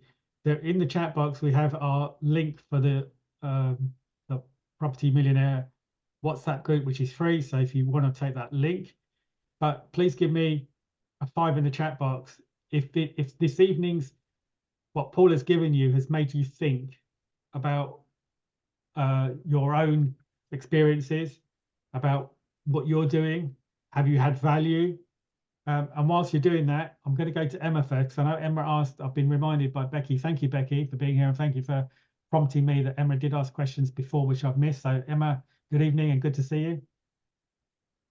Yeah, thanks so much. Always an absolute pleasure to listen to Paul. Yeah, he really is an absolute wealth of knowledge. Yeah, so I just had a couple of questions. One of them was, what would be kind of, say, your proudest deal, or maybe the deal that you felt was most successful? I don't necessarily mean, you know, the most financially brilliant, so to speak, but what was the one that you kind of looked back on maybe with the most pride or the most fondness, or the feeling that that was your most successful deal? Interesting question, Emma. Thank you.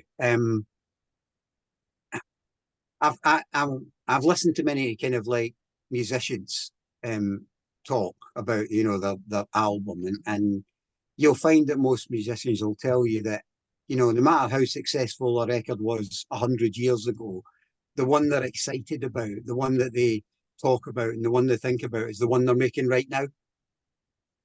And I think that's a sign of there's a phrase that says, I don't want to be childlike. I don't want to be childish, but I always want to be childlike. I don't want to be childish, but I always want to be childlike.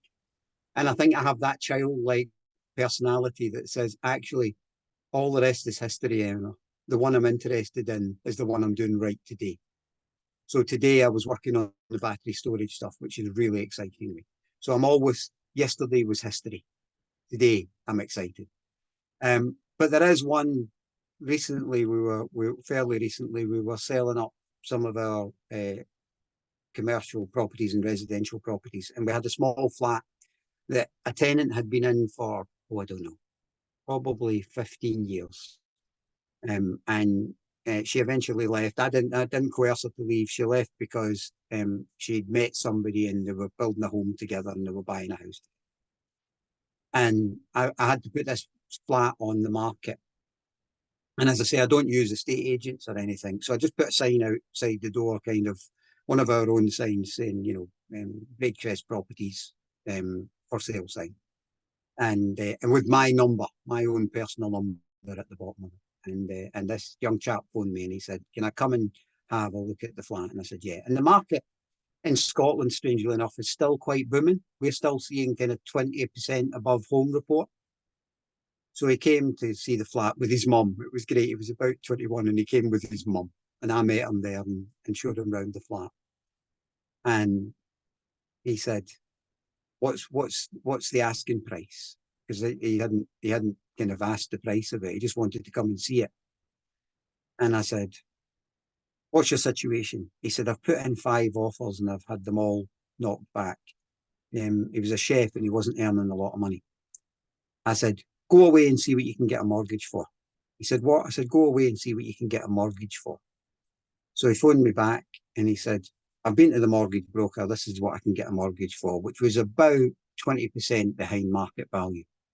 And I said, put the offer in for that. It's your flat. See, when you get to a point in life where you don't only get to take, but you get to give, that's one hell of a place to be in life. And that's not to impress you or to impress upon you. It's to say that I can remember being 21 and not being able to afford anything.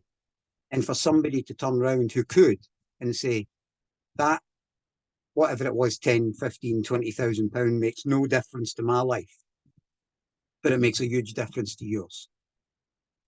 That's probably the one I'm most proud of right now.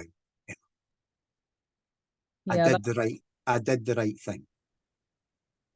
Yeah, I think that's, you know, really tremendous. You know, like, I don't know about everyone else, it brings a kind of a tear to your eye or whatever. But that is one of the things for me that success brings, you know, whether that's for your family that you can do things, whether that's for people like you've just talked about. And I think, you know, to be able to do that, that is the most rewarding thing. And yeah, to be able to get to that stage is amazing. Okay, so my second question, I hope that's okay, is I know we've had a sort of a chat about this before, but I think it's really key. You know, in any kind of property training that's out there, it's always about leveraging your property and, you know, having a certain amount of leverage. And you've always had this aim right from the start, as you've been very clear. You know, your first goal within 5 years was to have £1 million worth of property without any debt on it. So how is it? I know, Paul, that you think very differently to most, and that's why I really like, you know, listening to you and spending time with you. Yeah, can you just sort of give us your perspective on that? Controlling my own destiny. I wanted to control my own destiny. I don't care who your lender is. Ultimately, and we've seen this in the last crash, and we might even see it again, they are ruthless. The same lender, the same bank, the same investor that hands you a bunch of money today when the sun's shining. You know, there's an old expression about banks, right? Banks take away the umbrella when it's raining and give you it when it's sun shining, right? And I have seen this up close and very close happen to, you know, peers of mine in the last crash, where the bank was their best friend and then suddenly turned into their worst enemy. And I made a decision very early in property. I wanted to buy property. I didn't want to buy debt. And there's a lot of people out there buying debt and thinking it's wonderful. And one day they won't think it's so wonderful. I wanted to buy property. I didn't want to buy debt, because when it's my property, it's my destiny. And from a practical point of view, right, I don't need as many properties as somebody who has. From an income point of view, I don't need as many properties as a person who's got a lot of leverage, because they're giving a heck of a lot of their rental income to the bank or to the lender, whereas all of my rental income comes into me.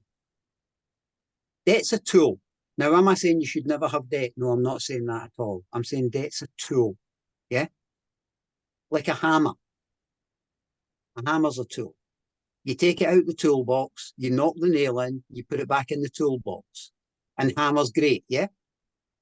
But if you carry a hammer every day, imagine a 2-pound hammer, and carrying it every day, how heavy do you think it would get after a week, after a fortnight, after a month, after a year, if you could never put it down? And debt's like a hammer. It's a tool. You take it out the box, you use it, put it back in the box. You don't carry the weight of it on your shoulders constantly. You occasionally use it and put it back. I'm not adverse to debt. I'm adverse to constant debt. Fantastic. Emma, thank you for the 2 questions. We do have one more question, but I just want to check on Jodie. Jodie, are you okay? Yeah, I'm fine. I got a little bit emotional there. I'm going to go to the last question. I'm going to come back, but I just wanted to make sure I saw your tear, and I know where it's come from. So, because this evening, you know, we talk, like I said, for 3-4 years, I've been listening to Paul as and about the strategies, and you get involved in the strategy, and you think about this, and you think, how did he do that, and how did he work that out? But you know, for me, the first part of the evening was all about that. As we've gone on, we're getting to know the person.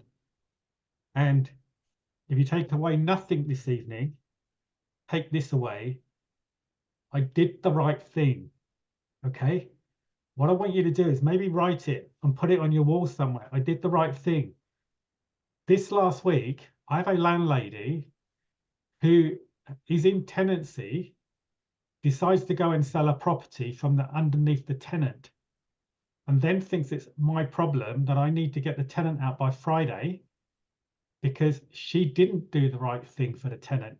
She did the right thing for herself. And she's even telling me now that I will lose my buyer. And I'm saying to her, Mrs. Landlady, if you illegally evict that tenant, you will be prosecuted, because when that tenant goes to the council for housing, they will say, please tell us who your landlady is, what happened, and why have you been evicted without a court order? It's not about, for me, the court order. It's about every single deal. And we had this question before about what was the worst thing that happened to you? Things will happen to us, but did we do the right thing? And, you know, you've shown me, you know, deals there, Paul, £7-8 million worth of deals. And I don't sort of minimize that, but the message of I did the right thing is valued to me more. And I'll come on to the last thing before, but can I just address that, right? Because I do think, see, they're putting it up on the wall, guys, right? Business can be quite ruthless. There's a lot of times we can be coerced or convinced that we're doing this deal, and we make a story up about ourselves, and we make ourselves right. And there's a sign, if you ever come to my office, I've got 3 offices in Glasgow, but we've got the posh office and I've got a wee office that I work in. I'm much more comfortable in the wee office than I am in the posh office. And there's a sign above my desk in the wee office, and it says, fair, reasonable, and just. And it's at a scale that I can't ignore it, Sunil. You know, it's not hidden and it's not wee, it's there. And I'm sitting on the phone, as we all do, and I'm looking up, and I'm about to say something, and I've done this 100 times because I'm an imperfect human being, yeah? And I look up and I think, is what you're saying to this person, Paul, or what you're doing fair, reasonable, or just? And it puts me back in check, Sunil, because I fall out of check on a regular basis. And that big sign above my desk puts me back in check. Is that fair, reasonable, or just? Yeah, absolutely. I'm going to tell you a story about that from yesterday morning. The chap I was telling you about with the deal for the clawback, right? 50% clawback. I was chatting to my solicitor about it, and I looked at the deal and I went, my clawback's on everything. And he said, yes. And I said, that's not fair, reasonable, or just.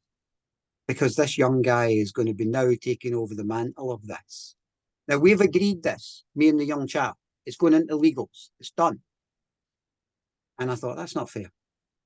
Because he's going to have the vast majority of work now. He's carrying the workload. So I said to my lawyer, right, change that. And he said, what? I said, right, when we get to a certain level, right, which I'll mention the numbers if that helps. I said, when we get to 5 million, right, anything above 5 million, he gets 75% of, as opposed to 50% of. And he said, you don't need to do this, Paul. And I said, yeah, but it's the right thing to do. I gave away yesterday morning probably £500,000. And yes, I'm very privileged I can do that and blah, blah, blah. But do you know what? If it was £250, I'd have gave it away exactly the same. Because it was the right thing to do. Brilliant. Sorry to cut you off, and I don't want to close because we have 3 questions. And if you're okay, Paul, could we take those 3 questions? Yeah, if we're on about another 5 minutes, because I haven't eaten dinner. Okay, so Ashraf, I think you had a question, then we got Garfield, and then Emmanuel, and then we'll be closing, if that's okay. So, Ashraf? Thank you. Paul, 30 years in property and 45 years in business.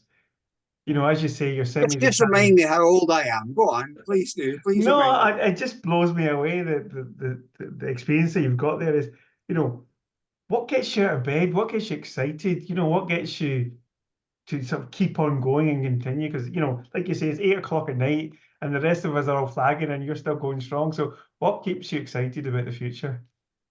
It's that thing. It's that thing of not being childish but staying childlike.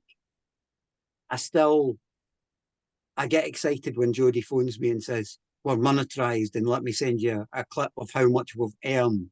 And I go, wow, right. And she means she's earned because she doesn't, it's not mine, it's hers, right? But those moments when it clicks, do you know that? Do you remember the A-Team? Or am I showing my age again? I love it when a plan comes together. I still love it when a plan comes together. Whether that plan's for £2.50 or £2 million, I still love it when a plan comes together. Thank you. And I particularly like the consultancy part because I'm getting to love it with somebody else, if that makes sense. Yeah, absolutely. Thank you. And thank you for a quick answer there. I think Emmanuel's had to leave, so sorry about that. But Garfield, good to see you for the first time, and good, thanks for being here. Hi, Simon. I've been here all along, actually, just quietly listening in the background. Paul, great to see you. Thank you very much for everything you said. It's always great listening to you. What I'm going to say, Paul, is that you make things sound really simple to understand. Very complex things, simple to understand. And the question I've got for you is that because of your past being dyslexic, that you want to take complex things and make it easy for you to understand and then deliver that for others to understand? When I wrote the book with Margaret Ann, you know, Unpacking Your Property Business Plan, Margaret Ann's a wonderful professional writer. And I looked at the first draft and I went, do you know what this is, Margaret Ann? This is for people with, you know, a Harvard University education, or like they've just walked out of the London School of Economics, right? And those people have already got it made. No disrespect intended, but if you're going to Harvard University or you've just walked out the School of London Economics, you've already got it made. Does that make sense to everybody? I wanted the book to be able to be read by a 12-year-old who said, when I'm 16, I'm going to do this stuff, right? So we went back and we rewrote it in a way that anybody, severely dyslexic, intellectually challenged, you know, not the smartest person in the room, can get it. Because I don't really want to help people who already started life at the top of the tree. I want to help people who are at the bottom of the tree trying to climb up. So my communication skills, Garfield, and good to, incidentally, to physically see you, because we've spent a lot of time talking on Clubhouse and we've never physically seen each other before. So good to physically see you. I want ordinary people to be able to do extraordinary things. Thank you. Thank you. And with that in mind, Paul, I mean, obviously communication is communication, you've mentioned so many times, is the key. And I remember you some time ago in Clubhouse, you started to talk about Toastmasters. And that was a light bulb moment for me, although I've been in construction for many years and had my way of communicating on projects. But being able to communicate and being able to speak in such a way that people can get the context and the content that you're delivering was a bit of an eye-opener for me, to the point where I've joined sort of Toastmasters and have been there for just over a year now. And just doing that twice a month has really improved my communication skill to such a point that I can start to do a lot more now. Has Toastmasters helped you with your communication skills along your journey? I joined Toastmasters almost 2004. That's when it was, all those years ago. And I'm still quite an active member of Toastmasters Online. I have, as I said earlier on, kind of communication skills. I've spent a lot of my life learning communication skills from some of the best people in the world. And Toastmasters as an organisation is very inexpensive. It's about £100 a year. I've met some of the best people I've ever met in my life in Toastmasters. And it's a great organisation for teaching you how to communicate, but it's a better organisation for teaching you how to listen. Because everybody thinks communication is about using this. And we were born with one mouth and 2 ears. And most people use them in a very different ratio. What Toastmasters did for me, Garfield, was teach me to listen. Because in a Toastmasters room, you don't spend most of your time talking. You spend most of your time genuinely listening to other people. Fantastic. That's absolutely true, Paul, because it's a skill that I'm now developing, doing lots of evaluations. And when you do that, you have to listen. And there is a way of listening, and it does take time to develop, but it's a very important skill to learn. Yeah, thank you. Thank you, Garfield, for your question. And yes, like final question, I think, yeah? Yeah, I think that because I'm sure everybody must be really bored by now. No, you know, this is the longest we've stayed on. And so, Garfield, thank you for your question. And like Paul said, it's good to see so many people here that I've not seen in person before. I've seen their picture and maybe seen them on social media, but not. So great to see you. Paul, I have sent you some texts about the comments that are coming through the chat box so that you can see them later. I will give you a call in the morning. Could you just give us some final words or thoughts before we finish? Yes, I want to do an acknowledgement before we finish. So the one person I haven't mentioned tonight is Margaret Ann, who's my wife and business partner, right? And while that's challenging on occasion, I can't begin to say, and anybody who knows me well will know this, I can't begin to say how much she has influenced my life, my belief system, my morals. And that's the person who has kept me on track and made our business what it is today. No man is an island, no woman is an island. We don't build the business that we have built and the businesses that we have built as one person. Paul Merrick didn't build these businesses. Lots of people that I could spend the next hour acknowledging built these businesses with me. But the one person I don't want to leave without acknowledging is the one person that's most important in my life, my business, my existence, is my life partner, business partner and wife, Margaret Ann. I wouldn't be who I am today. Not where I am today only, but who I am today without Margaret. Fantastic. And I said earlier on that the more you're getting a lot of applause there from the ladies, and we're getting to know you more as a person. So I hope you come back very soon and we can do this again. I want to thank you personally for not just this evening, but the contribution that you've made to my life over the last 3 years, and the questions that I've asked you, the amount of time that you've given me without question, either on Clubhouse, here, in personal, on conversations, on telephones, which is really, really important to me, and it has helped me so much. You know, I'll go back to that thing you said earlier, Paul. I did the right thing. And for me, it's always important that it's the right thoughts that we have, the right words, and our intentions are right. And I think you summed that up so well earlier on. And I see that more of you as I speak to you, that the right thing, the right intention, the right words, and the right thoughts are so much more important than the money. And you're saying, well, it's easy to help somebody when you have the money. Maybe so, but if that's not in your nature, then that doesn't happen. Yeah, I could speak about this all night, but I just want to say thank you for the contribution that you've made to my life and to many others. So thank you for this evening. I'll catch up with you first thing in the morning, if that's okay, and we'll have a quick conversation. I'm sure you want to rest. Yeah, I want to go make dinner, to be honest. So one more thought, guys, just touching on that, Sunil, right?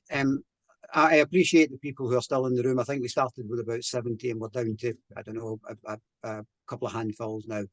If for any reason you think that it'd be worth a kind of conversation with me, or a blether, or you've got a question about anything I've said tonight, I don't know how they do this, Neil, because technology is not my field of expertise.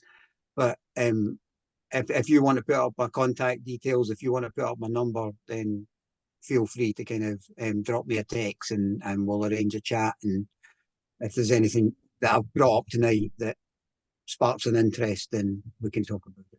Yeah, no, brilliant. Thank you for that offer. If anybody wants to talk to Paul directly, please reach out to me. You've got my number. You know where I am. I'm also in the WhatsApp group as well. So please reach out to me and I'll do an introduction for you to Paul. I did want to put your number in the chat box. If you're happy for me to do that, I can also do that.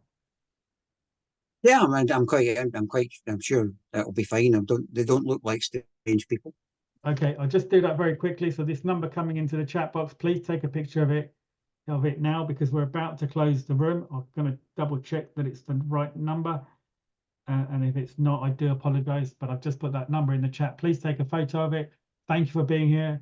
And we'll see you very soon. Thank you, Paul, for everything. Please enjoy dinner and I'll catch up in the morning. Thank you so much. Good night. Good night, guys.